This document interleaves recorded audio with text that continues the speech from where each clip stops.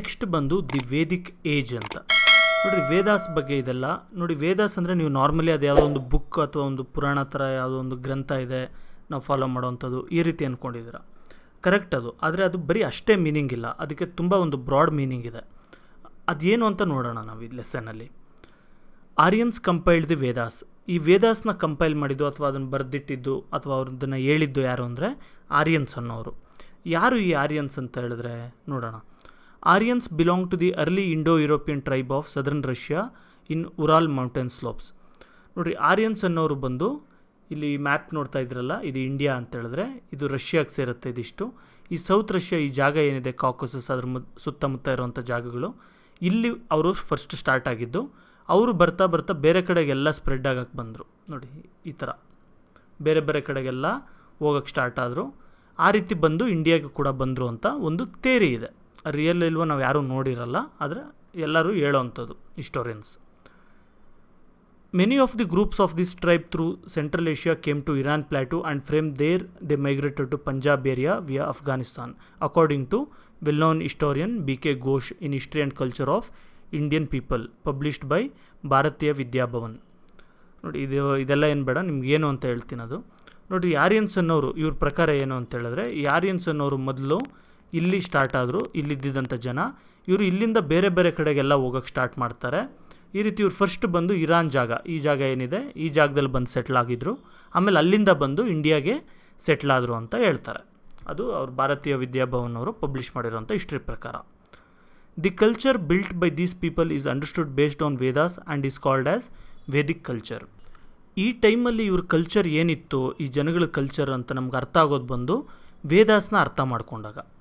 Vedas ಮೇಲೇ ಇವ್ರ ಜೀವನ ಇತ್ತು ಅನ್ನೋದು ನಮ್ಗೆ ಗೊತ್ತಾಗುತ್ತೆ. ಅದಕ್ಕೆ ಈ ಒಂದು ಕಲ್ಚರ್ನ ನಾವು ವೇದಿಕ್ ಕಲ್ಚರ್ ಅಂತ ಕರಿತೀವಿ. The Vedic period is identified as the period between 1500 BCE and 700 BCE. ಈ ವೇದಿಕ್ ಪೀರಿಯಡ್ ಯಾವಾಗಿಂದ ಯಾವಾಗವರೆಗೂ ಇತ್ತು ಅಂತ ಕರೀತಾರೆ. 700 BCE ಅಂದರೆ ನೋಡಿ, BCE ಅಂದರೆ ಬಿಫೋರ್ ಕಾಮನ್ ಎರಾ ಅಂತ ಹೇಳ್ಬಿಟ್ಟು. ಈಗ 2000 ಇಯರ್ಸ್ ಆಗಿದೆಯಲ್ಲ, ಈ ರೀತಿ ನಿಮಗೆ 1 BCE ಅಂತ ಹೇಳಿದ್ರೆ 2000, ಇವಾಗ 2020 ಅಂದ್ಕೊಳ್ಳಿ, ಈಗ 2020 ಇಯರ್ಸ್ ಆಗಿದೆ. ಇದಕ್ಕೂ ಹಿಂದೆ ಏನು ನಡೆದಿತ್ತು, 2020ಗೂ ಬ್ಯಾಕ್ ಫಾರ್ ಎಕ್ಸಾಂಪಲ್ 1 BCE ಅಂತ ಇತ್ತು ಅಂದ್ಕೊಳ್ಳಿ, 2021 ಇಯರ್ಸ್ ಬ್ಯಾಕ್ ಅಂತ. 100 BCE ಅಂತ ಇತ್ತು ಅಂದ್ಕೊಳ್ಳಿ, 2120 ಇಯರ್ಸ್ ಬ್ಯಾಕ್ ಅಂತ. ಆ ರೀತಿ ಈ 1500 BCEಗೂ ಮತ್ತು 1700 BCEಗೂ ಮಧ್ಯದಲ್ಲಿ ಇರೋಂಥ ಒಂದು ಟೈಮ್ ಪೀರಿಯಡ್ನ ನಾವು ವೇದಿಕ್ ಪೀರಿಯಡ್ ಅಂತ ಕರಿತೀವಿ. This is divided into 2 periods. ಇದನ್ನು 2 ಭಾಗವಾಗಿ ಡಿವೈಡ್ ಮಾಡ್ತಾರೆ ಈ ಒಂದು ಎರಾನ. First part is the Rigveda period or the beginning Vedic period. ಮೊದಲನೇದು ಬಂದು ರಿಗ್ವೇದ ಪೀರಿಯಡ್ ಅಥವಾ ಸ್ಟಾರ್ಟಿಂಗ್ ವೇದಿಕ್ ಪೀರಿಯಡ್ ಅಂತ, ಬಿಗಿನಿಂಗ್ ವೇದಿಕ್ ಪೀರಿಯಡ್ ಅಂತ ಕರೀತಾರೆ.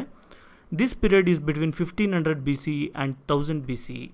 ಅಂದರೆ ಇದು 3500 ಇಯರ್ಸ್ ಬ್ಯಾಕಿಂದ ಒಂದು 3000 ಇಯರ್ಸ್ ಬ್ಯಾಕ್ವರೆಗೂ, ಆ ಒಂದು 500 ಇಯರ್ಸ್ ಏನಿತ್ತು ಅದನ್ನು ಅಂತ ಕನ್ಸಿಡರ್ ಮಾಡ್ತೀವಿ. The second part is the post Rigveda period or the post Vedic period. Second part ಬಂದು ಪೋಸ್ಟ್ ವೇದಿಕ್ ಪೀರಿಯಡ್ ಅಂತ. ಇದು 1000 BCEಯಿಂದ 700 BCEವರೆಗೂ ಇದು ಈ 300 ಇಯರ್ಸ್ ಏನಿದೆ ಇದನ್ನು ನಾವು ಪೋಸ್ಟ್ ವೇದಿಕ್ ಪೀರಿಯಡ್ ಅಂತ ಕರಿತೀವಿ. But the Vedas were not compiled in written form during this period. ನೋಡಿ, ಈ ಪೀರಿಯಡಲ್ಲಿ ಬಂದು ವೇದಾಸ್ನ ರಿಟರ್ನ್ ಫಾರ್ಮಲ್ಲಿ ಕಂಪೈಲ್ ಮಾಡಲಿಲ್ಲ, ಅಂದರೆ ಬರೆದು ಇಡಲಿಲ್ಲ ಎಲ್ಲೂ. ಅದು ಓರಲ್ ಮೀನ್ಸ್ ಅಂತ ಕರೀತಾರೆ, ಅಂದರೆ ಬಾಯಿಂದ ಬಾಯಿಗೆ ವೇದಾಭ್ಯಾಸ ಆ ರೀತಿ ಕರೀತಾರಲ್ಲ ಹಾಗೆ. Vedas were in the oral form at the beginning and later emerged into written form with a lot of changes. ನೋಡಿ, ಮೊದಲು ಈಗ ನೋಡ್ಬೋದು ನೀವು, ಕೆಲವು ಪೂಜಾರಿಗಳೆಲ್ಲ ಮಂತ್ರಪಠಣ ಎಲ್ಲ ಮಾಡ್ತಾ ಇರ್ತಾರೆ. ಅದು ಯಾವ ರೀತಿ ಅಂದರೆ ಅವ್ರು ಬುಕ್ ನೋಡಿ ಕಲ್ತಿರಲ್ಲ, ಸುಮಾರು ಹೇಳಿ ಅಭ್ಯಾಸ ಮಾಡಿಸಿರ್ತಾರೆ. ಈ ರೀತಿ ಹಳೆ ಕಾಲದಲ್ಲಿ ಇವ್ರಿಗೆ ಬರೋದಕ್ಕೆ ಮೊದಲೇ, ಕಲಿಯೋ ಮೊದಲೇ ಇವು ವೇದಗಳು ಗೊತ್ತಿತ್ತು ಇವ್ರಿಗೆ. ಅದನ್ನು ಅವ್ರು ಹೇಳಿ ಅಭ್ಯಾಸ ಮಾಡಿಸಿ ಅವ್ರು ನೆಕ್ಸ್ಟ್ ಜನ್ರೇಷನ್ಗೆ ಪಾಸ್ ಡೌನ್ ಮಾಡ್ತಾಯಿದ್ರು. ಆಮೇಲೆ ಸುಮಾರು ವರ್ಷ ಆದಮೇಲೆ ಅದನ್ನೆಲ್ಲ ಬರೆದಿಟ್ಟು ಒಂದು ಆರ್ಡರ್ ಥರ ಕೊಟ್ಬಿಟ್ಟು ಕೆಲವು ಚೇಂಜಸ್ ಕೂಡ ಆಗುತ್ತೆ ಬರೆಯೋವಾಗ. ಆ ರೀತಿ ಒಂದು ಫಾರ್ಮ್ ಅಂತ, ರಿಟರ್ನ್ ಫಾರ್ಮ್ ಅಂತ ಕೊಡ್ತಾರೆ. ಈಗ 4 ವೇದಾಸ್ ಬಗ್ಗೆ ನೋಡೋಣ ಯಾವ್ಯಾವುದು ಅಂತ. ಋಗ್ವೇದ, ಸಾಮವೇದ, ಯಜುರ್ವೇದ, ಅಥರ್ವವೇದ, ಇವು 4 ವೇದಗಳು. Vedas are mainly a compilation of nature worship, yaga and process of yagas and black magic. ನೋಡಿ, ವೇದಾಸ್ ಅಂದರೆ ಏನಿದೆ, ವೇದಾಸಲ್ಲಿ ಯಾವ್ಯಾವುದೋ ಮಂತ್ರಗಳು ಹೇಳ್ತಾ ಇರ್ತಾರಲ್ಲ, ನಾರ್ಮಲಿ ಇಷ್ಟೇ ವೇದಾಸಲ್ಲಿರೋವಂಥದ್ದು. ನೇಚರ್ನ, ನಮ್ಮ ಸುತ್ತಮುತ್ತ ಇರೋವಂಥ ನೇಚರ್ನ ಯಾವ ರೀತಿ ಪೂಜೆ ಮಾಡಬೇಕು, ವರ್ಷಿಪ್ ಮಾಡಬೇಕು ಅದ್ರ ಬಗ್ಗೆ ಇರುತ್ತೆ. ಯಾಗಗಳು ಯಾವ್ಯಾವ ಯಾಗಗಳು ಮಾಡಬೇಕು, ನೀವು ಕೇಳಿರ್ತೀರ ಅಶ್ವಮೇಧ ಯಾಗ, ಆ ರೀತಿ ಎಲ್ಲ ಸುಮಾರು ಯಾಗಗಳಿದೆ, ಅದು ಯಾವ ರೀತಿ ಮಾಡಬೇಕು ಅದ್ರ ಬಗ್ಗೆ ಇರುತ್ತೆ. ಮತ್ತು ಕೆಲವು ಬ್ಲ್ಯಾಕ್ ಮ್ಯಾಜಿಕ್ ಕೂಡ ಇದೆ ಅಂತ ಹೇಳ್ತಾರೆ. These are also called as Samhita. ಇದನ್ನು ಸಂಹಿತೆ ಅಂತ ಕೂಡ ಕರೀತಾರೆ. Every Samhita has a text called Brahmana that explains the various ways of performing rituals. ಪ್ರತಿಯೊಂದು ಸಂಹಿತೆಗೂ ಕೂಡ ಒಂದು ಟೆಕ್ಸ್ಟ್ ಇರುತ್ತೆ, ಬ್ರಾಹ್ಮಣ ಅಂತ ಕರೀತಾರೆ, ಒಂದು ಡಿಸ್ಕ್ರಿಪ್ಷನ್ ಟೈಪಲ್ಲಿ. ಅದರಲ್ಲಿ ಬೇರೆ ಬೇರೆ ರಿಚುವಲ್ಸ್ನ ಯಾವ ರೀತಿ ಮಾಡಬೇಕು, ಒಂದು ಪೂಜೆ ಮಾಡಬೇಕು ಅಂದರೆ ಯಾವ ರೀತಿ ಮಾಡಬೇಕು ಅದ್ರ ಬಗ್ಗೆ ಇರುತ್ತೆ.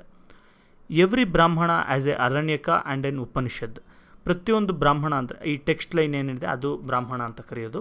ಈ ಒಂದು ಪ್ರತಿಯೊಂದು ಬ್ರಾಹ್ಮಣಗೂ ಕೂಡ ಒಂದು ಅರಣ್ಯಕ ಇರುತ್ತೆ ಮತ್ತು ಒಂದು ಉಪನಿಷದ್ ಇರುತ್ತೆ. Aranyakas have necessary suprasensory instructions to hermits who were living in the forest. ಅರಣ್ಯಕಾಸಲ್ಲಿ ಏನಿರುತ್ತೆ ಅಂತ ಹೇಳಿದ್ರೆ, ಈ ಹೆರ್ಮಿಟ್ಸ್ ಅಂತ ಏನು ಕರಿತೀವಿ, ಸಾಧು ಸನ್ಯಾಸಿ ಟೈಪ್ ಜನ ಫಾರೆಸ್ಟಲ್ಲಿ ಇರ್ತಾರೆ ಕೆಲವರು, ಅವರು ಯಾವ ರೀತಿ ನಡ್ಕೊಬೇಕು, ಯಾವ ರೀತಿ ಇರಬೇಕು ಅದ್ರ ಬಗ್ಗೆ ಅದರಲ್ಲಿ ಇರುತ್ತೆ. Upanishads R the reflective discourses on philosophy. Upanishads ಅಂತ ಹೇಳಿದ್ರೆ ಫಿಲಾಸಫಿ ಥರ. ಈಗ ನಮ್ಗೆ ಎಷ್ಟೊಂದು ಜನ ಸಾಧು ಸಂತರೆಲ್ಲ ಹೇಳ್ತಾ ಇರ್ತಾರಲ್ಲ, ಈ ರೀತಿ ಇರಬೇಕು, ಆ ರೀತಿ ಇರಬೇಕು, ಆ ರೀತಿ ಫಿಲಾಸಫಿ, ದೇವರು ಅಂದರೆ ಏನು ಅದ್ರ ಬಗ್ಗೆ. Upanishads R the evidence of intellectual maturity of Indians during Veda period. ನೋಡಿ, ಇಂಡಿಯನ್ಸ್ಗೆ ವೇದ ಪೀರಿಯಡಲ್ಲಿ ಇದ್ದಿದ್ದಂಥ ಇಂಟೆಲೆಕ್ಚುಯಲ್ ಮೆಚುರಿಟಿನ ಈ ಉಪನಿಷತ್ಗಳು ತೋರಿಸುತ್ತೆ. ಅಂದರೆ ನಾವು ಎಷ್ಟು, ನಮ್ಮ ಬ್ರೈನ್ ಎಷ್ಟು ಅಡ್ವಾನ್ಸ್ ಆಗಿತ್ತು ಆ ಟೈಮಲ್ಲೇ, ಸುಮಾರು ಸಾವಿರಾರು ವರ್ಷಗಳ ಹಿಂದೆ ಅಂತ ಈ ಉಪನಿಷತ್ಸಿಂದ ನಮಗೆ ಗೊತ್ತಾಗೋಗುತ್ತೆ. ಈಗ ವೇದಗಳಲ್ಲಿ ಮೊದಲನೇದಾದಂಥ ಋಗ್ವೇದ. ಋಗ್ವೇದ ಪೀರಿಯಡ್ ಅಂತ ಕರೀತಾರೆ, ಋಗ್ವೇದ ಪೀರಿಯಡ್ ಮತ್ತು ಪೋಸ್ಟ್ ಋಗ್ವೇದ ಪೀರಿಯಡ್ ಅಂತ. ಅದ್ರ ಬಗ್ಗೆ ನೋಡೋಣ. ಋಗ್ವೇದ ಪೀರಿಯಡ್ ಅಂದರೆ ಏನು? Rigveda is the first among all the Vedas. ವೇದಾಸಲ್ಲಿ ಮೊದಲನೇ ಆದಂಥ ವೇದ ಆಗಿದೆ. The language used, the geographical and social situations depicted in it justifies this. ನೋಡಿ, ಹೆಂಗೆ ಗೊತ್ತಾಯಿತು ನಮಗೆ ಋಗ್ವೇದನೇ ಮೊದಲನೇ ವೇದ ಅಂತ? ಇಲ್ಲಿ ಯೂಸ್ ಮಾಡಿರೋಂಥ ಲ್ಯಾಂಗ್ವೇಜ್ ಇರ್ಬೋದು, ಮತ್ತು ಈ ಜಿಯೋಗ್ರಫಿಕಲ್ ಮತ್ತು ಸೋಷಿಯಲ್ ಸಿಚುವೇಶನ್ಸ್ ಏನಿರುತ್ತೆ ಆ ಟೈಮಲ್ಲಿ, ಆ ಒಂದು ವೇದದಲ್ಲಿ ಹೇಳಿರೋಂಥ ಸಿಚುವೇಶನ್ಸು, ಜಿಯೋಗ್ರಫಿ, ಅದು ಯಾವ ಟೈಮಿಗೆ ಸೇರಿರೋದಾಗಿರ್ಬೋದು ಅನ್ನೋ ಒಂದು ಎಸ್ಟಿಮೇಟ್ಸ್ ಪ್ರಕಾರ ನಾವು ಈ ಕನ್ಕ್ಲೂಷನ್ಗೆ ಬಂದಿರ್ತೀವಿ. Rigveda has 1028 suktas are prayer songs. 1028 suktas ಇದೆ, ಪ್ರೇಯರ್ ಸಾಂಗ್ಸ್ ಇದೆ. They are grouped under 10 mandalas. ಇಷ್ಟನ್ನು ಏನು ಮಾಡಿದ್ದಾರೆ, 10 ಗ್ರೂಪ್ಸ್ ಮಾಡಿ, 10 ಮಂಡಲಾಸ್ ಅಂತ ಮಾಡಿ, ಅದರಲ್ಲಿ ಒಂದೊಂದರಲ್ಲಿ ಇಷ್ಟಿಷ್ಟು ಅಂತ ಈ 1028 ಡಿವೈಡ್ ಮಾಡಿ ಇಟ್ಟಿದ್ದಾರೆ.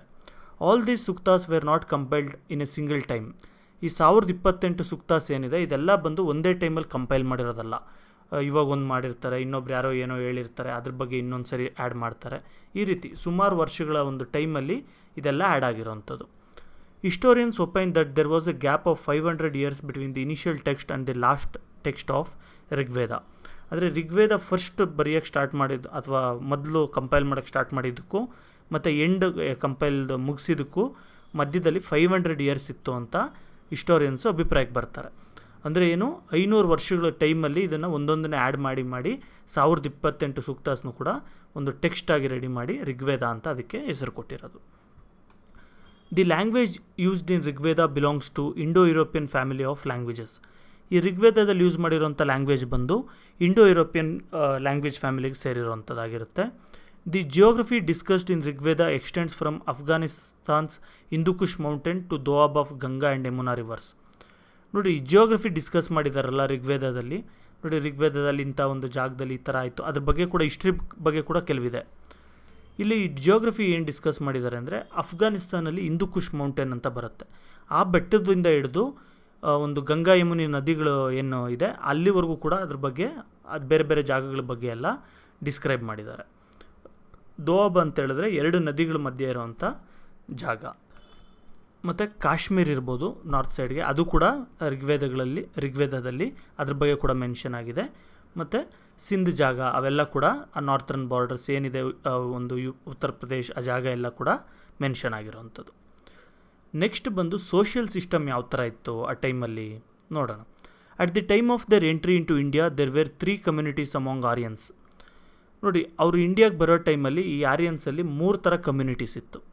ಅಂದರೆ 3 ಟೈಪ್ ಆಫ್ ಪೀಪಲ್ ಅಂದ್ಕೊಳ್ಳಿ. ಮೊದಲನೇದು ಬಂದು ಅರಿಸ್ಟೋಕ್ರಸಿ ಅಂತ. ನೋಡಿ, ಅರಿಸ್ಟೋಕ್ರಸಿ ಅಂದರೆ ರೂಲರ್ಸ್, ರಾಜ ಆಗಿರ್ಬೋದು, ಮತ್ತು ಅಥವಾ ಲೀಡರ್ ಆಗಿರ್ಬೋದು ಯಾರಾದರೂ, ಅಥವಾ ಒಂದು ದೊಡ್ಡ ದೊಡ್ಡ ಆಫೀಸರ್ಸ್ ಇರ್ಬೋದು ಅಂಥವ್ರು. ರೂಲರ್ಸು ಅಡ್ಮಿನಿಸ್ಟ್ರೇಟರ್ಸ್ ಯಾರ್ಯಾರು ಇರ್ತಾರೆ ಅವರೆಲ್ಲ ಅರಿಸ್ಟೋಕ್ರ್ಯಾಟ್ಸ್ ಅಂತ. ಈ ಟೈಮಲ್ಲಿ ನಾವು ಯಾವ ರೀತಿ IAS ಆಫೀಸರ್, IPS ಈ ಥರ ಎಲ್ಲ ಕರಿತೀವಲ್ವ, ಅಧಿಕಾರಿಗಳು ಅಂಥವ್ರು. ನೆಕ್ಸ್ಟ್ ಬಂದು ಪ್ರೀಸ್ಟ್ಲಿ ಕ್ಲಾಸ್, ಅಂದರೆ ಈ ಬ್ರಾಹ್ಮಣರ ಥರ ಪೂಜೆ ಮಾಡೋವಂಥವ್ರು, ಯಜ್ಞ ಯಾಗಗಳು ಮಾಡೋರು, ಅಡ್ವೈಸರ್ಸ್ ಇವರೆಲ್ಲ ಬರ್ತಾರೆ. ಆ್ಯಂಡ್ ಕಾಮನ್ ಪೀಪಲ್, ಮಿಕ್ಕಿದವರೆಲ್ಲ ಮಾಮೂಲಿ ಜನ. Caste consciousness had not yet emerged. ಈ ಟೈಮಲ್ಲಿ ಆರ್ಯನ್ಸ್ ಇಲ್ಲಿಗೆ ಬಂದಾಗ ಕ್ಯಾಸ್ಟ್ ಇನ್ನೂ ಆ ಕ್ಯಾಸ್ಟ್ ಈ ಕ್ಯಾಸ್ಟ್ ಅನ್ನೋದೆಲ್ಲ ಯಾವುದೂ ಬಂದಿರಲಿಲ್ಲ. We get the picture of N emerging social system in the ಪುರುಷ ಸೂಕ್ತ that appears in the 10th ಮಂಡಲ of Rigveda, probably during 1000 BCE. ನೋಡಿ, ಒಂದು ಪುರುಷ ಸೂಕ್ತ ಅಂತ ಒಂದು ಇದಿದೆ, ಒಂದು ಸೂಕ್ತ ಇದೆ, 10th ಮಂಡಲದಲ್ಲಿ ಬರುತ್ತೆ. ಇದನ್ನು ಓದಿದ್ರೆ ನಮಗೇನು ಗೊತ್ತಾಗುತ್ತೆ, ಜಸ್ಟ್ ಒಂದು ಐಡಿಯಾ ಬರುತ್ತೆ ಯಾವ ರೀತಿ ಸೋಷಿಯಲ್ ಸಿಸ್ಟಮ್ಮು ಎಮರ್ಜ್ ಆಗ್ತಾ ಬಂತು ಅಂತೇಳಿ. ಇದು ಬರೆದಿರೋದು ಬಂದು ಆಲ್ಮೋಸ್ಟ್ ಆಲ್ 1000 BCE, ಅವಾಗ ಅಂದರೆ 3000 ವರ್ಷದ ಹಿಂದೆ.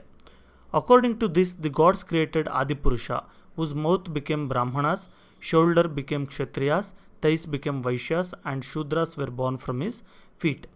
ನೋಡಿ, ಈ ಒಂದು ಇದ್ರ ಪ್ರಕಾರ ಏನಿದೆ ಇದರಲ್ಲಿ ಅಂತೇಳಿದ್ರೆ, ಇದ್ರ ಪ್ರಕಾರ ದೇವರು ಒಂದು ಆದಿಪುರುಷ ಅನ್ನೋವಂಥ ವ್ಯಕ್ತಿನ ಕ್ರಿಯೇಟ್ ಮಾಡ್ತಾರೆ. ಈ ಆದಿಪುರುಷನ ಬಾಯಿಂದ ಬ್ರಾಹ್ಮಣರು ಕ್ರಿಯೇಟ್ ಆಗ್ತಾರೆ, ಮತ್ತು ಶೋಲ್ಡರ್ಸ್ ಭುಜಗಳಿಂದ ಕ್ಷತ್ರಿಯರು ಕ್ರಿಯೇಟ್ ಆಗ್ತಾರೆ, ಕಾಲು ತೊಡೆಯಿಂದ ಬಂದು ವೈಶ್ಯಾಸ್ ಬರ್ತಾರೆ ತೈಸಿಂದ, ಮತ್ತು ಶೂದ್ರಾಸ್ ಬಂದು ಕಾಲಿನಿಂದ ಬರ್ತಾರೆ ಅಂತ ಹೇಳ್ಬಿಟ್ಟು ಹೇಳೋವಂಥದ್ದು. Thus an effort was made to provide divine and mythical background to the birth of caste. ನೋಡಿ, ಇಲ್ಲಿ ಒಂದು ಕ್ಯಾಸ್ಟ್ ಸಿಸ್ಟಮ್ ಅನ್ನೋದು ಒಂದು ಚೂರು ಇಂಟ್ರೊಡ್ಯೂಸ್ ಆಗ್ತಾ ಬರುತ್ತೆ. ಅಂದರೆ ಏನು, ದೇವರೇ ಈ ರೀತಿ ಸೃಷ್ಟಿ ಮಾಡಿರೋದು, ಒಬ್ಬರು ತಲೆಯಿಂದ ಅಥವಾ ಬಾಯಿಂದ ಬಂದಿರೋಂಥವ್ರು ಇಂಥವ್ರ ಕೆಲಸ ಮಾಡಬೇಕು ಹೀಗೆ ಅಂತ ಒಂದು ಸ್ವಲ್ಪ ಸ್ಟಾರ್ಟ್ ಆಯ್ತು ಆ ಟೈಮಲ್ಲಿ. There is no mention of varna here. ಈ ಟೈಮಲ್ಲಿ ಬಂದು ವರ್ಣ ಅನ್ನೋ ವರ್ಡು ಎಲ್ಲೂ ಮೆನ್ಷನ್ ಕೂಡ ಆಗಿಲ್ಲ. In the later Vedas the word varna appears. ಆದರೆ ಆಮೇಲೆ ಬರೋವಂಥ ಬೇರೆ ವೇದಗಳಲ್ಲಿ ಈ ವರ್ಣ ಅನ್ನೋವಂಥ ವರ್ಡು ಬರುತ್ತೆ.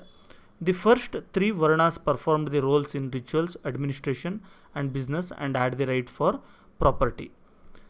ನೋಡಿರಿ, ಈ ಫಸ್ಟ್ 3 ವರ್ಣಾಸ್ ಏನು ಹೇಳಿದ್ರು ಅಂದರೆ, ಈ ಬ್ರಾಹ್ಮಣಸ್ ಇರ್ಬೋದು, ಕ್ಷತ್ರಿಯಾಸು ಮತ್ತು ವೈಶ್ಯಾಸು, ಇವ್ರಿಗೆ ರಿಚುವಲ್ಸ್ ಮಾಡೋದಕ್ಕೆ, ಅಡ್ಮಿನಿಸ್ಟ್ರೇಷನ್ ಮಾಡೋದಕ್ಕೆ, ಬಿಸ್ನೆಸ್ ಮಾಡೋದಕ್ಕೆ ಇದಕ್ಕೆಲ್ಲ ರೈಟ್ಸ್ ಇತ್ತು. ಮತ್ತು ಇವರೆಲ್ಲ ಪ್ರಾಪರ್ಟಿ ಇರೋದಕ್ಕೂ ಕೂಡ, ಜಮೀನು ಇಟ್ಕೊಳ್ಳೋದಕ್ಕೆ ಅದಕ್ಕೆಲ್ಲ ಕೂಡ ಅಧಿಕಾರಗಳಿತ್ತು. ಆದರೆ the 4th varna Shudra comes during the last stage of Rigveda. ಈ ಶೂದ್ರ ವರ್ಣ ಏನಿತ್ತು ಅಥವಾ 4th ವರ್ಣ ಅನ್ನೋದು, ಶೂದ್ರ ಅನ್ನೋ ಒಂದು ವರ್ಡ್ ಲಾಸ್ಟ್ ಸ್ಟೇಜಲ್ಲಿ ಬರುತ್ತೆ ಋಗ್ವೇದ ಎಂಡ್ ಆಗುವಂಥ ಟೈಮಲ್ಲಿ. ದಿ ಲೋಕಲ್ ಟ್ರೈಬಲ್ ಗ್ರೂಪ್ಸ್ ದಾಸ್ಯು, ಪಾಣಿ ಆ್ಯಂಡ್ ದಾಸ ಫಾರ್ಮ್ ದಿಸ್ ಶೂದ್ರ ವರ್ಣ. ಅಂದರೆ ಇಲ್ಲಿದ್ದಂಥ ಕೆಲವರು ಲೋಕಲ್ ಟ್ರೈಬಲ್ ಗ್ರೂಪ್ಸ್ ಏನಿದ್ರು, ದಾಸ್ಯು, ಪಾಣಿ ಈ ಥರ ಎಕ್ಸ್ಟ್ರಾ ಒಂದು ಜನ, ಇವರೆಲ್ಲ ಈ ಶೂದ್ರ ವರ್ಣಕ್ಕೆ ಸೇರ್ತಾರೆ. Aryans after defeating the local tribes Dasa and Dasyu made them work as their slaves.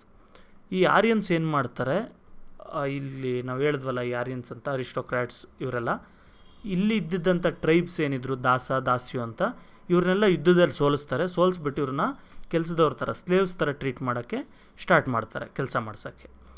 The wealth that was accumulated after winning in battles and their unequal sharing resulted in the growth of social discrimination. ನೋಡಿರಿ, ಇಲ್ಲಿ wealth ಏನು ಐಶ್ವರ್ಯ ಅಥವಾ ದುಡ್ಡು ಕಾಸು, ಅಂದರೆ ಆ ಕಾಲದಲ್ಲಿ ದುಡ್ಡು ಕಾಸು ಅಂದರೆ ಈ ಹಸುಗಳಿರ್ಬೋದು, ಕುರಿಗಳಿರ್ಬೋದು, ಕುದುರೆಗಳಿರ್ಬೋದು ಇಂಥವು, ಅಥವಾ ಜಾಗ ಇರ್ಬೋದು, ಅಗ್ರಿಕಲ್ಚರ್ ಮಾಡೋಕ್ಕಾಗುವಂಥ ಜಾಗ, ಅಥವಾ ಹಸು ಮೇಯ್ಸೋಕ್ಕಾಗುವಂಥ ಹುಲ್ಲು ಬೆಳೆಯುವಂಥ ಜಾಗ, ಇಂಥವೆಲ್ಲ ವೆಲ್ತ್ ಅಂದರೆ. ಇದೆಲ್ಲ ಬಂದು ಅನ್ಈಕ್ವಲಿ ಶೇರ್ ಆಗ್ತಾಯಿತ್ತು. ಅಂದರೆ ತುಂಬ ಪವರ್ಫುಲ್ ಇರೋಂಥವ್ರು ಅವ್ರು ಜಾಸ್ತಿ ತೊಗೊಳ್ಳೋರು, ಈ ರೀತಿಯೆಲ್ಲ ಆಗಿ ಎಷ್ಟೊಂದು ಸೋಷಿಯಲ್ ಡಿಸ್ಕ್ರಿಮಿನೇಷನ್ ಎಲ್ಲ ಕೂಡ ಸ್ಟಾರ್ಟ್ ಆಯಿತು. The first 3 varnas had the right over expanding agriculture and lands. ನೋಡಿ, ಫಸ್ಟ್ 3 ವರ್ಣಾಸ್ ಏನು ಹೇಳಿದ್ರೆ, ಬ್ರಾಹ್ಮಣರು ಮತ್ತು ಕ್ಷತ್ರಿಯರು, ವೈಶ್ಯರು, ಇವರಿಗೆಲ್ಲ ಬಂದು ಅಗ್ರಿಕಲ್ಚರ್ ಮಾಡೋದಕ್ಕೆ ಮತ್ತು ಲ್ಯಾಂಡ್ಸ್ಗೆಲ್ಲ ಕೂಡ ಅಧಿಕಾರ ಇತ್ತು. The Shudras were forced to work for the first 3 varnas. ಆದರೆ ಈ ಶೂದ್ರಾಸ್ ಅಂತ ಏನು ಕರಿತೀವಿ, ಅವ್ರಿಗೆ ಸ್ವಂತ ಆದಂಥ ಜಾಗ ಯಾವುದೂ ಇರ್ತಿರಲಿಲ್ಲ, ಅವ್ರು ಕೊಡ್ತಿರಲಿಲ್ಲ. ಮತ್ತು ಈ 3 ವರ್ಣಗಳ ಜನಗಳ ಅಂಡರಲ್ಲಿ ಇವರು ಕೆಲಸ ಮಾಡಬೇಕಾಗಿತ್ತು. It was told as their duty. ಇದು ನಿಮ್ಮ ಡ್ಯೂಟಿ, ಈ 3 ವರ್ಣಗಳೇನಿದೆ ಅವ್ರಿಗೋಸ್ಕರ ನೀವು ಸೇವೆ ಮಾಡಬೇಕು, ಅದು ನಿಮ್ಮ ಕರ್ತವ್ಯ ಅಂತೆಲ್ಲ ಕೂಡ ಹೇಳ್ತಾಯಿದ್ರು. The ಪೇಟ್ರಿಯಾರ್ಕಲ್ family was the main social unit. ಒಂದು ಮೇನ್ ಸೋಷಿಯಲ್ ಯೂನಿಟ್, ಒಂದು ಫ್ಯಾಮಿಲಿ ಅಂದರೆ ಯಾವ ಥರ ಇತ್ತು, ಪೇಟ್ರಿಯಾರ್ಕಲ್ ಸಿಸ್ಟಮಲ್ಲಿ ಇರ್ತಿತ್ತು. ಅಂದರೆ ತಂದೆನೇ ಮನೆಗೆ ಹೆಡ್ ಆಗಿರ್ತಾರೆ, ಅಥವಾ ತಾತ ಇದ್ದರೆ ತಾತ ಮನೆಗೆ ಹೆಡ್ ಇರ್ತಾರೆ, ಗಂಡು ಮಕ್ಕಳು ಹೆಡ್ ಇರೋ ಥರ. ಇಂಥದ್ದು ಮೇಯ್ನ್ ಸೋಷಿಯಲ್ ಯೂನಿಟ್ ಆಗಿ ಇತ್ತು. ಈಗ ವೇದಿಕ್ ಪೀರಿಯಡಲ್ಲಿ ಎಕನಾಮಿಕ್ ಸಿಸ್ಟಮ್ ಯಾವ ರೀತಿ ಇತ್ತು ಅದ್ರ ಬಗ್ಗೆ ಕೂಡ ನೋಡೋಣ. Rigvedic people were basically into animal husbandry. ನೋಡಿ, ರಿಗ್ವೇದ ಟೈಮಲ್ಲಿ ಜನಗಳು ಜಾಸ್ತಿ ಅನಿಮಲ್ ಹಸ್ಬೆಂಡ್ರಿ ಮಾಡ್ತಾಯಿದ್ರು. ಅಂದರೆ ಹಸು, ಮೇಕೆ ಇಂಥದ್ದನ್ನು ಸಾಕೋದು ತುಂಬ ಜಾಸ್ತಿ ಆಗಿತ್ತು. According to Rigvedic compilers, wealth meant cows, horses, camels and sheep. Rigveda ಬರೆದಿರೋವಂಥವ್ರ ಪ್ರಕಾರ ವೆಲ್ತ್ ಅಥವಾ ಐಶ್ವರ್ಯ ಅಂದರೆ ಏನು? ಕುದುರೆಗಳು ಜಾಸ್ತಿ ಇರೋದು ಅಥವಾ ಹಸುಗಳು ಜಾಸ್ತಿ ಇರೋದು. ಇವಾಗ ದುಡ್ಡು ಜಾಸ್ತಿ ಇದ್ದರೆ ಯಾವ ರೀತಿ ನಾವು ಕನ್ಸಿಡರ್ ಮಾಡ್ತೀವಿ ಅವರು ತುಂಬ ಶ್ರೀಮಂತರು ಅಂತ. ಹಳೆ ಕಾಲದಲ್ಲಿ ಆ ಟೈಮಲ್ಲಿ ವೇದಿಕ್ ಪೀರಿಯಡಲ್ಲಿ ಹಸುಗಳು, ಕುದುರೆಗಳೆಲ್ಲ ಜಾಸ್ತಿ ಇತ್ತು ಅಂದರೆ ಅವರು ಶ್ರೀಮಂತರು ಅಂತ ಅರ್ಥ. Still cultivated land was considered as part of wealth.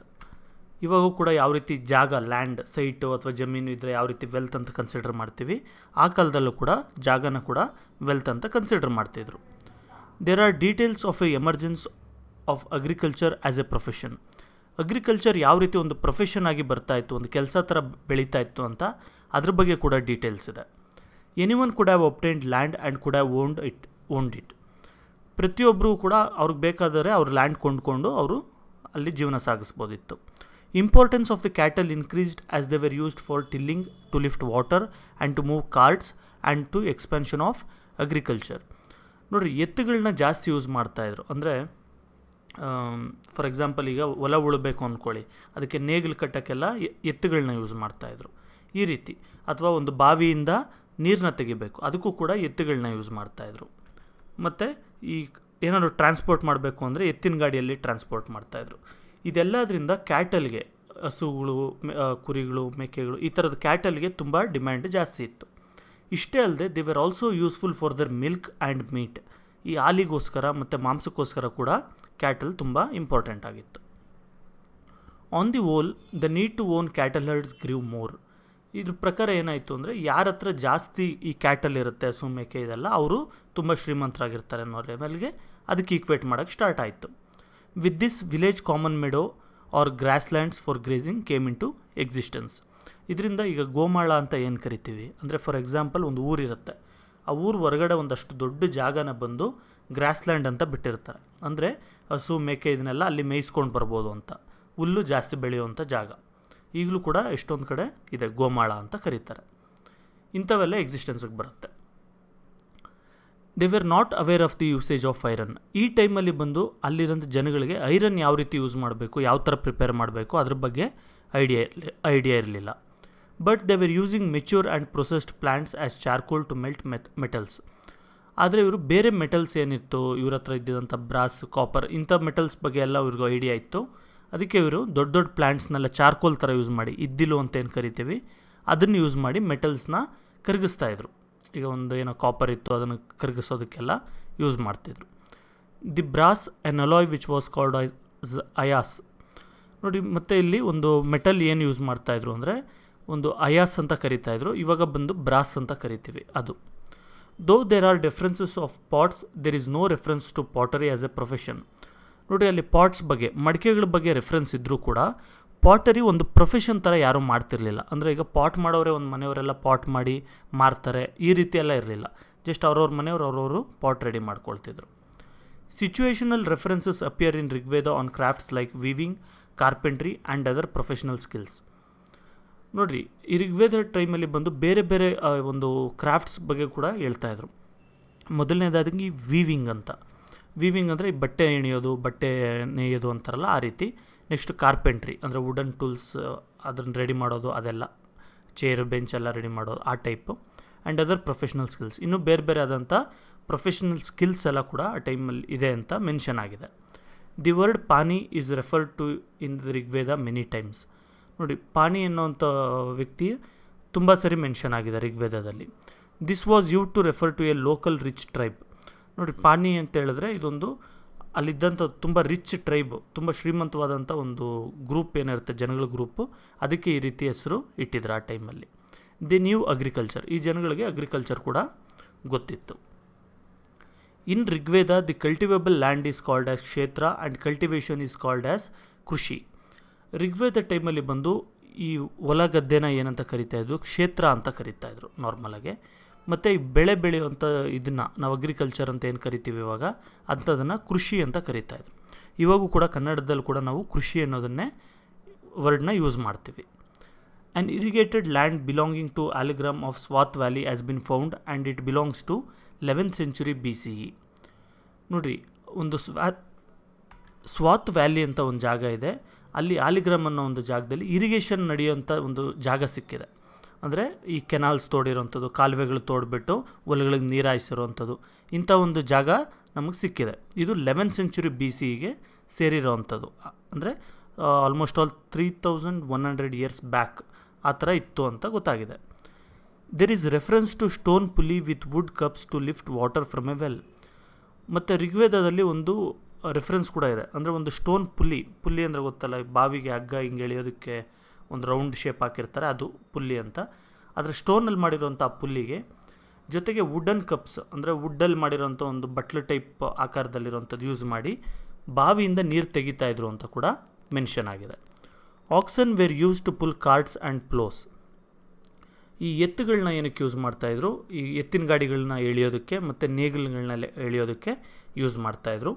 They were use to pull water by using rope and pulley. The lifted water was flown into the broader canals. ಈಗ ಯಾವಾಗೂ ನೀವು ಬಾವಿಯಿಂದ ನೀರು ತೆಗಿತಾ ಇರಬೇಕು ಅಂದರೆ ಮನುಷ್ಯರಿಗಾದರೆ ಕಷ್ಟ ಆಗುತ್ತೆ, ಅದಕ್ಕೆ ಇವರು ಎತ್ತುಗಳನ್ನ ಯೂಸ್ ಮಾಡ್ತಾಯಿದ್ರು. ಅವಾಗ ಈಸಿಯಾಗಿ ನೀರು ತೆಗೆದುಬಿಟ್ಟು ಅದನ್ನು ಹೊಲಗಳಿಗೆಲ್ಲ ಅಲ್ಲಿಂದ ಹಾಯಿಸ್ತಾಯಿದ್ರು ಈ ರೀತಿ. With the help of this technology the agriculture that was limited to the areas closer to rivers expanded to areas which had higher level of underground water table. ನೋಡಿರಿ, ಮೊದಲು ಏನಾಗ್ತಾ ಇತ್ತು, ಎಲ್ಲೆಲ್ಲಿ ನದಿಗಳಿರ್ತಾಯಿತ್ತು ಅಂಥ ಕಡೆ ಮಾತ್ರ ಅಗ್ರಿಕಲ್ಚರ್ ಮಾಡ್ತಾಯಿದ್ರು. ಆದರೆ ಈ ಟೆಕ್ನಾಲಜಿಯಿಂದ, ಅಂದರೆ ಬಾವಿಯಿಂದ ಎತ್ತುಗಳನ್ನ ಯೂಸ್ ಮಾಡಿ ನೀರು ತೆಗೆಯುವಂಥದ್ದು, ಈ ಟೆಕ್ನಾಲಜಿ ಯೂಸ್ ಮಾಡಿದ್ರಿಂದ ಏನಾಯಿತು, ಅಗ್ರಿಕಲ್ಚರ್ ಎಲ್ಲ ಇನ್ಲ್ಯಾಂಡ್ಸ್ಗೂ ಕೂಡ ಬಂತು. ಅಂದರೆ ಎಲ್ಲಿ ನದಿಗಳಿರಲ್ಲ ಆದರೆ ಅಂಡರ್ಗ್ರೌಂಡ್ ವಾಟರು ಜಾಸ್ತಿ ಇರುತ್ತೆ ಅಂಥ ಕಡೆ ಎಲ್ಲ ಇದು ಸ್ಟಾರ್ಟ್ ಆಯಿತು ಅಗ್ರಿಕಲ್ಚರ್.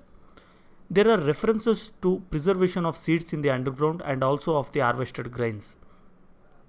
ನೋಡಿರಿ, ಇನ್ನೂ ಏನಿದೆ ಋಗ್ವೇದದಲ್ಲಿ ಅಂತ ಹೇಳಿದ್ರೆ, ಈ ಸೀಡ್ಸ್ ಕಾಳುಗಳೆಲ್ಲ ಇರುತ್ತಲ್ಲ, ಅದು ನೆಕ್ಸ್ಟ್ ಬೆಳೆಗೆ ಯೂಸ್ ಮಾಡೋಕ್ಕಿರ್ಬೋದು ಅಥವಾ ಅವ್ರು ತಿನ್ನೋಕ್ಕಿರ್ಬೋದು, ಇಂಥ ಕಾಳುಗಳನ್ನ ಅಂಡರ್ಗ್ರೌಂಡಲ್ಲಿ ಯಾವ ರೀತಿ ಸೇಫಾಗಿ ಇಡಬೇಕು ಅನ್ನೋದ್ರ ಬಗ್ಗೆ ಕೂಡ ಅದರಲ್ಲಿ ರೆಫರೆನ್ಸ್ಗಳಿದೆ. ಯವ ಈಸ್ ಐಡೆಂಟಿಫೈಡ್ ಆ್ಯಸ್ ಬಾರ್ಲಿ. ಈ ಬಾರ್ಲಿನ ಆ ಕಾಲದಲ್ಲಿ ಯವ ಅಂತ ಕರೀತಾಯಿದ್ರು. ನಾವು what about political system? Political system ಯಾವ ರೀತಿ ಇತ್ತು ಆ ಟೈಮಲ್ಲಿ ನೋಡೋಣ. ಈ ರೆಫರೆನ್ಸ್ ಟು ಗ್ರಾಮ ಅಥವಾ ವಿಲೇಜ್, ಇವಾಗೂ ಕೂಡ ಗ್ರಾಮ ಅಂದರೆ ವಿಲೇಜ್ ಅಂತ ನಿಮ್ಗೆ ಗೊತ್ತಿರುತ್ತೆ. ಇಟ್ ಅಪಿಯರ್ಸ್ ಇನ್ ಋಗ್ವೇದದಲ್ಲಿ ಗ್ರಾಮ ಅನ್ನೋ ರೆಫರೆನ್ಸ್ ಕೂಡ ಬಂದಿದೆ. Tribes which were living in gramas, ಅಥವಾ ಕೆಲವು ಟ್ರೈಬ್ಸ್ ಎಲ್ಲ ಬಂದು, ಅಂದರೆ ಒಂದು ಗ್ರೂಪ್ ಆಫ್ ಪೀಪಲ್, ಇವರೆಲ್ಲ ಬಂದು ಗ್ರಾಮಗಳಲ್ಲಿ ಜೀವನ ಮಾಡ್ತಿದ್ರು. Rajan or Raja was the head of the tribes. ಈ ಟ್ರೈಬ್ಸ್ಗೆ ಹೆಡ್ ಇರ್ತಾರಲ್ಲ, ಈಗ ಒಬ್ಬರು ರೂಲರ್ ಥರ ಅಥವಾ ಒಬ್ಬರು ಚೀಫ್, ಅವ್ರನ್ನ ರಾಜನ್ ಅಥವಾ ರಾಜ ಅಂತ ಕರಿತಾಯಿದ್ರು. The names of rajas were related to their specific tribes.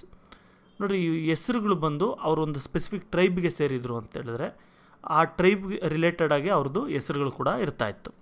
Some tribes may have had more than one raja. ಅಂದರೆ ಎಷ್ಟೊಂದು ಟ್ರೈಬ್ಸ್ಗೆ ಬಂದು ಒಬ್ರಿಗಿಂತ ಜಾಸ್ತಿ ಜನ ರಾಜರು ಇರ್ತಾಯಿದ್ರು. ನನಗೆ ಇಂಡಿಯನ್ ಸೊಸೈಟಿಯಲ್ಲಿ ಯಾವ್ದು ನೆನಪಿಲ್ಲ, ಆದರೆ ಒಂದು ಗ್ರೀಕ್ ಸೊಸೈಟಿಯಲ್ಲಿ ಸ್ಪಾರ್ತಾ ಅಂತ ಒಂದು ಸಿಟಿ ಸ್ಟೇಟ್ ಇತ್ತು. ಆ ಸಿಟಿ ಸ್ಟೇಟಲ್ಲಿ ಇಬ್ಬರು ರಾಜರು ಇರ್ತಾಯಿದ್ರು ಆ ಒಂದೇ ಜಾಗಕ್ಕೆ. ಆ ರೀತಿ ಇಲ್ಲೂ ಕೂಡ ಎಷ್ಟೊಂದು ಇರೋದಕ್ಕೆ ಸಾಧ್ಯಗಳಿದೆ. The position of raja was hereditary. ಈ ಪೊಸಿಷನ್ ಏನಿತ್ತು ರಾಜ ಅನ್ನೋದು, ಇದು ಹೆರಿಡಿಟ್ರಿ ಆಗಿತ್ತು. ಅಂದರೆ ಈಗ ಒಬ್ಬ ವ್ಯಕ್ತಿ ರಾಜ ಆಗಿದ್ದ ಅಂತ ಹೇಳಿದ್ರೆ ಅವ್ರ ಮಗ ರಾಜ ಆಗ್ತಾನೆ, ಅವ್ರ ಮೊಮ್ಮಗ ರಾಜ ಆಗ್ತಾನೆ, ಈ ರೀತಿ. Trikshi of Puru clan and Sudas of Bharata clan are the examples for this. ಇಲ್ಲಿ ಪುರು ಒಂದು ಕ್ಲಾನಿಗೆ ಸೇರಿರೋಂಥ ತೃಕ್ಷಿ ಅನ್ನೋರು ಮತ್ತು ಭರತ ಕ್ಲಾನಿಗೆ ಸೇರಿರೋಂಥ ಸುದಾಸ್ ಇದಕ್ಕೆ ಎಕ್ಸಾಂಪಲ್ಸ್ ಅಂತ ಹೇಳ್ಬೋದು.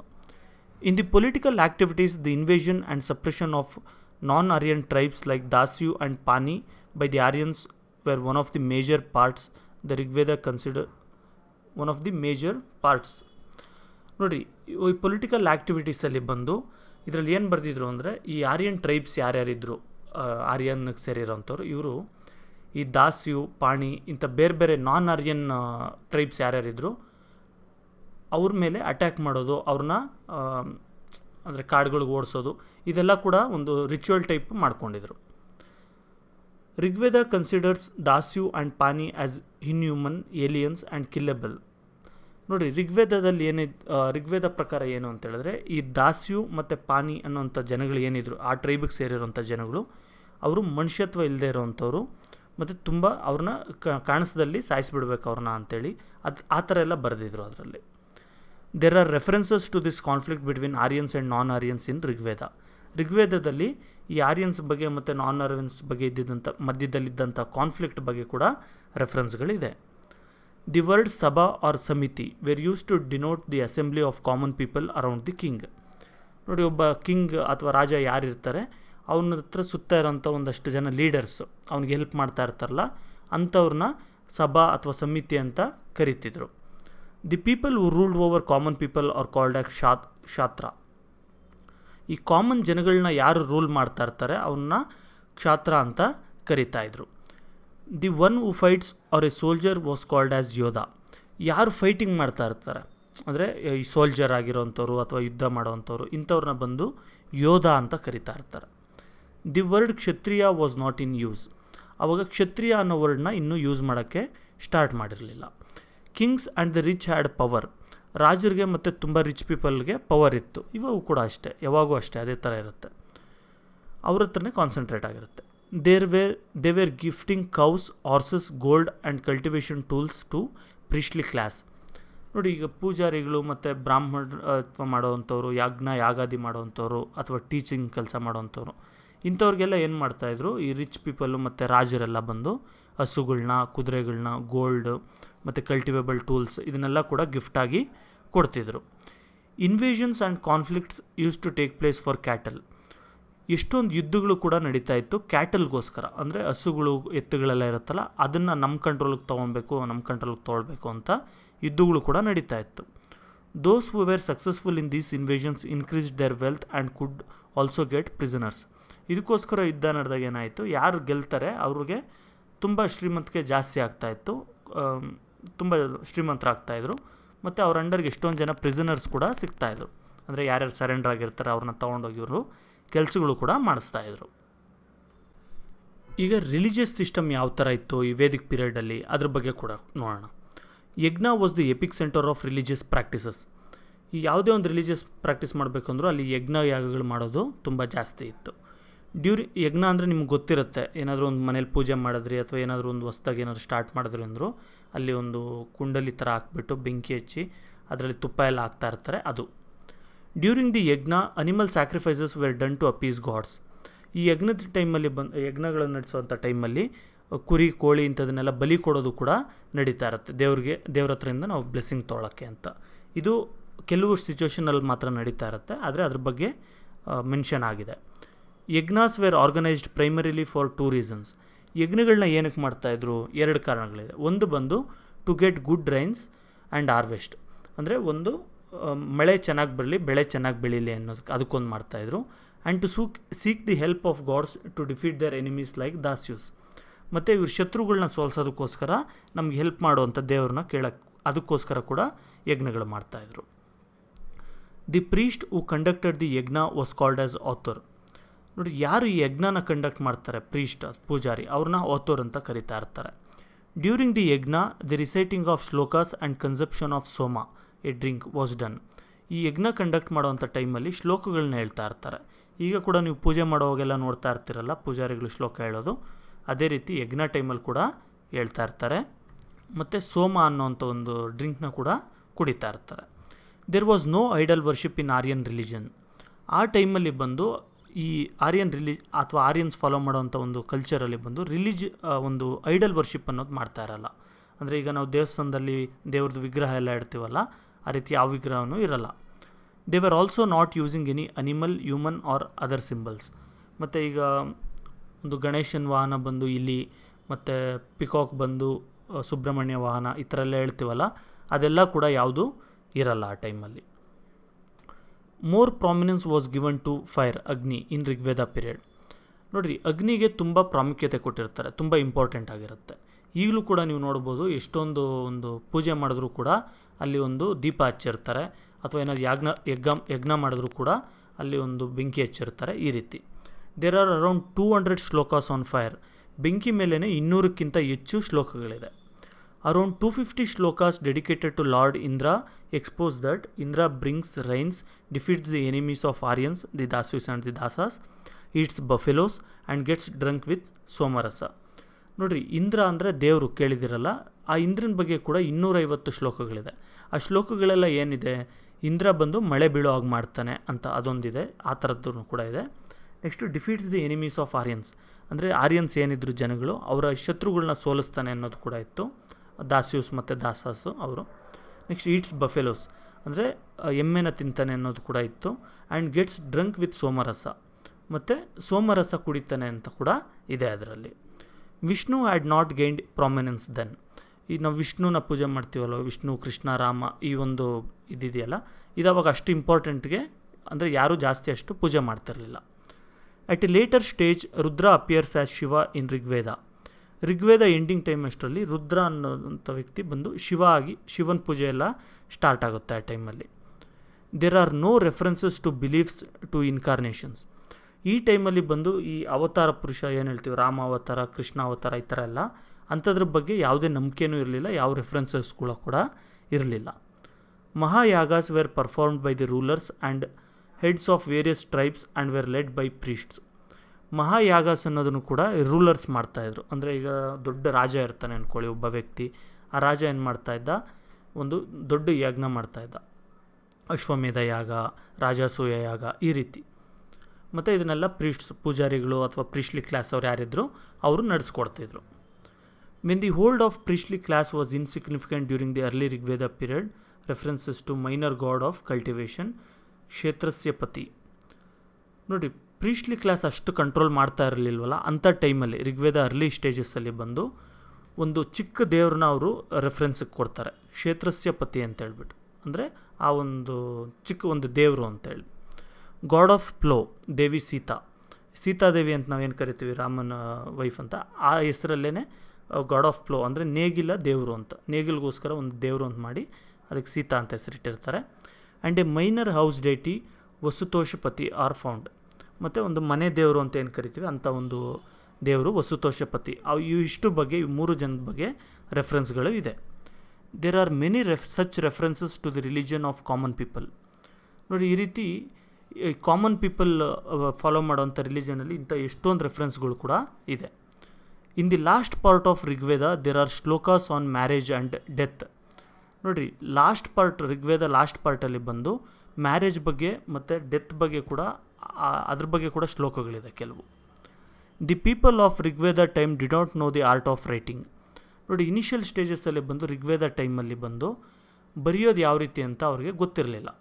The language was based on phonetics. Language ಬಂದು ಫೊನೆಟಿಕ್ಸ್ ಮೇಲೆ ಇತ್ತು, ಅಂದರೆ ಹೇಳ್ತಾ ಹೋಗ್ತಾರಲ್ಲ, ಅಂದರೆ ಅಮ್ಮ ಅಂದರೆ ಈ ಥರ ಹೇಳ್ತಾರಲ್ಲ, ಇದ್ರ ಮೇಲೆ ಲ್ಯಾಂಗ್ವೇಜ್ ಇತ್ತು. ಬರೀ ಮಾತಾಡೋದಕ್ಕೆ ಮಾತ್ರ, ಬರೆಯೋದಕ್ಕೆ ಅದಕ್ಕೊಂದು ಸ್ಕ್ರಿಪ್ಟ್ ಅನ್ನೋದು ಇರಲಿಲ್ಲ. There are similarities in the characters and names that are found in Rigveda and Indo Iranian religious text Avesta. ನೋಡಿ, ಇಂಡಿಯಾದಲ್ಲಿ ಬಂದು ಋಗ್ವೇದ ಟೈಮಲ್ಲಿದ್ದಂಥ ಹೆಸರುಗಳು ಮತ್ತು ಕೆಲವರು ಪ್ಲೇಸ್ ಹೆಸರುಗಳು ಇಂಥದ್ದೆಲ್ಲ ಏನಿದೆ ಅದಕ್ಕೂ, ಮತ್ತು ಇಂಡೋ ಇರಾನಿಯನ್ ರಿಲಿಜನ್ ಬರುತ್ತೆ, ಈ ಝೊರಾಸ್ಟ್ರಿನಿಸಮ್ ಅಂತ ಕರೀತಾರೆ, ಅಲ್ಲಿ ಒಂದು ಅವೆಸ್ತ ಅಂತ ಒಂದು ರಿಲಿಜಿಯಸ್ ಟೆಕ್ಸ್ಟ್ ಇದೆ. ಇದಕ್ಕೂ ಮಧ್ಯೆ ಸ್ವಲ್ಪ ಸಿಮಿಲಾರಿಟೀಸ್ ಇದೆ, ಅಂದರೆ ಸೇಮ್ ಇಲ್ಲ, ಸ್ವಲ್ಪ ಅಲ್ಲಲ್ಲಿ ಮ್ಯಾಚ್ ಆಗುವಂಥದ್ದು.